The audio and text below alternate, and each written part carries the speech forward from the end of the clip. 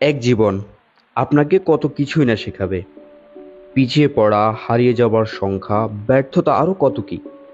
এসব কাউকে ব্যর্থ বানিয়ে দেয়, আবার কাউকে শেখায়, দেখিয়ে দেয় এগিয়ে যাওয়ার সোপান।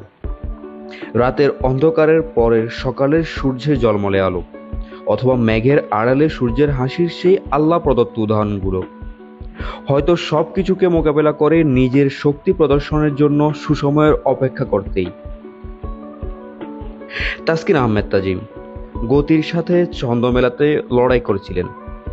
হারিয়ে যাওয়ার আশঙ্কা ছিল, ব্যর্থতার সাথে ইনজুরির থাবা ছিল পিছু থেকে টেনে ধরার মতোই।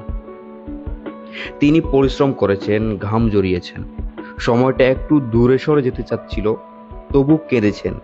চোখের জলে পরিষ্কার করেছিলেন পথ, আর সেই পথে সময় তার কাছে এসেছে সুসময় হয়েই। এখন তাসকিন গতির ঝড় তুলেন, বাউন্সের আগুন ঝরান, প্রতিহত করেন বড় বড় ব্যাটসম্যানদের, বড় বড় দলগুলোকে। মুখোমুখি হবার পর মার্ক উডের মতো ইংলিশ গতি তারকারা অকপটে স্বীকার করে, তাসকিনের কাছ থেকে আমরাও শিখছি। তাসকিন শিখেছেন, তাসকিন শেখাচ্ছেন। নিজেকে নিতে চান সেরাদের সেরায়, আর দলকে নিতে চান উচ্চতার চূড়ায়।